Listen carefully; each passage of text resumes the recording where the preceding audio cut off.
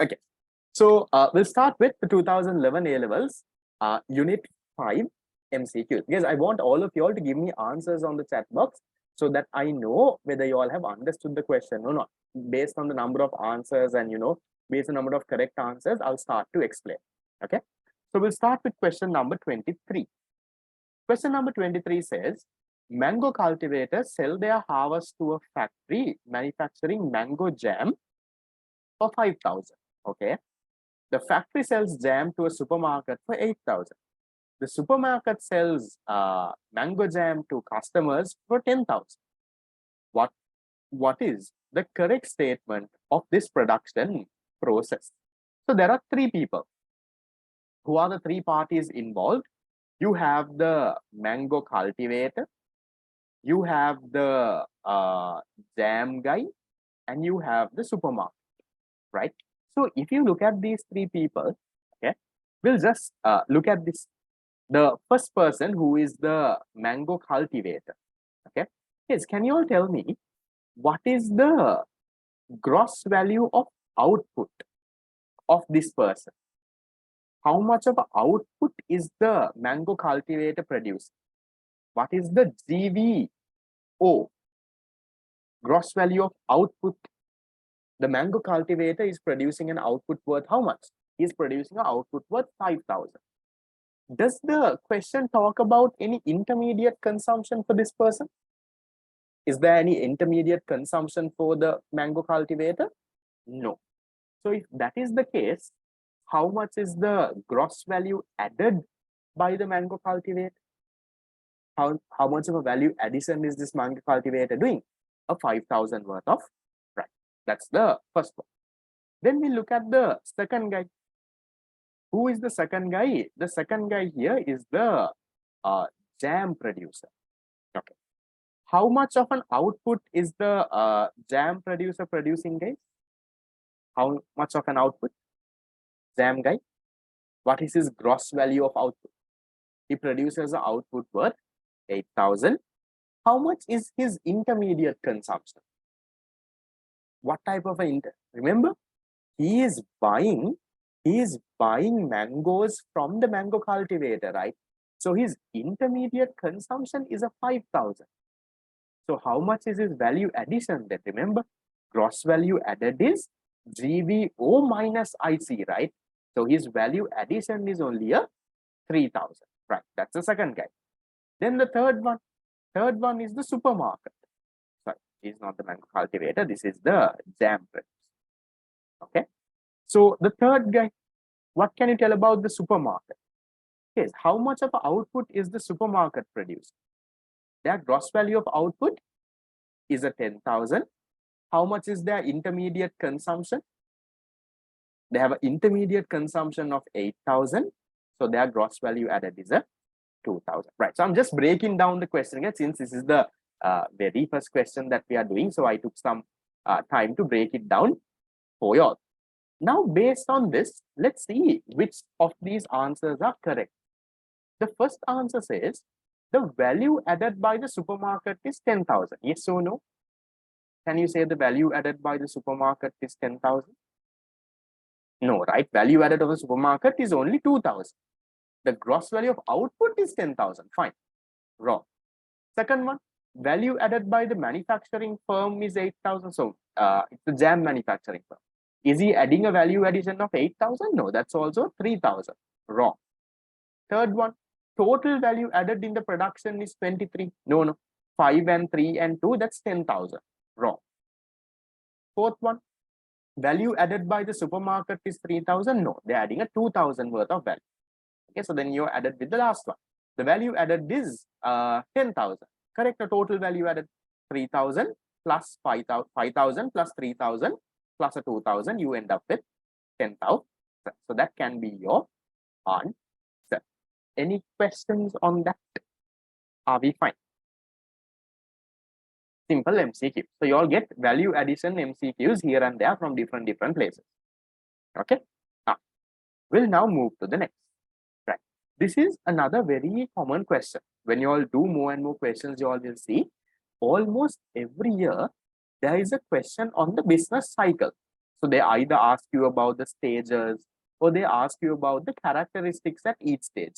During this stage, what is happening to output, what is happening to inflation, what is happening to, what, let's say, unemployment. It's a very common question. Once we do the other questions, I'll show you all how they test them. So we'll look at this now. Question 24. The diagram shows trend and actual growth path for an economy. So trend is what you call the potential out. Actually, guys, potential output and trend are two different things. But for our level, we'll consider both are the same. Okay. And you have the actual growth. And they're saying which one of the following combinations describe the state of the economy when it moves from point Y to Z. So where are we going? From Y to Z. So when you're going from Y to Z, what can you say, guys? Is it a boom or a recession? What's happening? Is it an expansion or a contraction? The economy is expanding, right? In other words, you can say that there is a boom, no? That's number one. So its economy is expanding. So you can say it's a boom. What can you tell about the output gap? Yes. How do you figure out output gaps? If the actual output is more than the potential output, we call it a positive output gap. If actual output is less, we call it a negative output gap. So here compare actual output and the potential output. We actually have a positive output gap. So it's a very simple question. Which one is our answer then?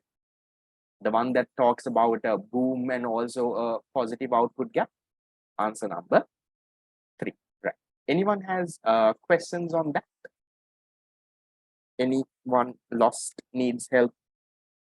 Okay, because these are basics. If you all know the basic idea about what a business cycle is, you should be able to get this right. Okay, we'll go to the next. This question, guys, is a little out of syllabus. I have marked the out of syllabus questions in your PDF itself because otherwise you all get confused. Now, earlier, what happened is how you calculate national income changed when by the time it was around 2015, 2016. During those years, there was a change. There was a big change in how you calculate national income accounting, right? So earlier, there was something called factor cost price. Now we have something called basic price. Now that this whole concept of basic price was not there before, right? Now, even when I was doing A levels, that is when it was introduced at the beginning. Okay, so this factor cost price is it's not basic price, right? I would have taught that you all in the theory class the difference between that. But factor cost is somewhat similar to basic price. It's like the initial price, but it's not the same. Theoretically, it's not the same. So therefore, this now in our syllabus, this question is asking, what changes should be done to convert GDP at market price to NNP at factor cost price? Now, why is it out of syllabus? Because in our syllabus, we don't talk about this factor cost now, right? It's not really there. In the new way of calculating national income accounting, this factor cost is not really given any consideration.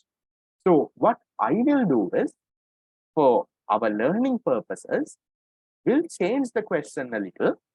Instead of factor cost, right? Because this question is a good one, I'll make this basic price. I'll change this into basic price. Okay. So you tell me, how do you go from GDP at market price to NNP, net national product, at factor cost? Or we'll say basic price. I'll change it into basic price. Can you tell me how do we go get? We'll go one by one. Okay. Can you tell me what should I do to depreciation? I'm going from gross to net. Gross domestic to net national. From gross to net, what should I do to depreciation or consumption of fixed capital? What should I do? Do I add or do I deduct? What do I do to depreciation? I need to minus depreciation, or we call it CFC, consumption of fixed capital. Yes, can you tell me from GDP, if I minus depreciation, what do I get? I get net domestic product. Net domestic product at market price. Now I have still not gone to net national product. So can you tell me, from net domestic product, if I want to go to net national, domestic to national, what should I do? What should I do to net primary income or net factor income from abroad? What should I do? I need to add net primary income, or we can call this net factor income from abroad, no problem at all. Then what do I get? I get NNP, or you can even call it NNI, right? No problem at all, at market price. See, now I'm getting closer and closer. So now what do I do? How do I go from net national product at market price to net national product at basic price? Now, usually from basic price to market price, you add net taxes. Then market price to basic price, what do I do? Think of the opposite. I need to add, okay, think easily, guys. From basic price, if I'm going to market price, I will add tax minus subsidies, no? Add the tax minus subsidies if I'm going from basic to market. Then if I'm reversing this, if I'm going from market to basic, what should I do? I need to minus the tax and I need to add back the subsidy. Right. So this can be a question that comes in your year as well. So which one is the answer, guys, according to that? We'll see which one do we have that talks about this minusing CFC, adding net primary income, minusing tax and adding subsidy. Fourth one. So we'll go with answer number 4. Okay, is that fine? Questions, problems, issues? I'm guessing the past paper answer also would have been the same, because factor cost and basic price is almost similar. The difference is this: other taxes on production less subsidies, which is not there in this question. Okay, right. So that is the end with the 2011 paper. Right? Only 3 MCQs. How many of you all got 3 out of 3?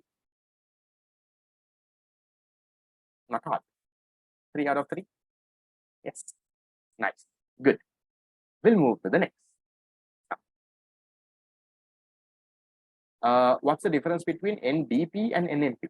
So domestic and national, the difference is net primary income. Remember, GDP and GNP, right?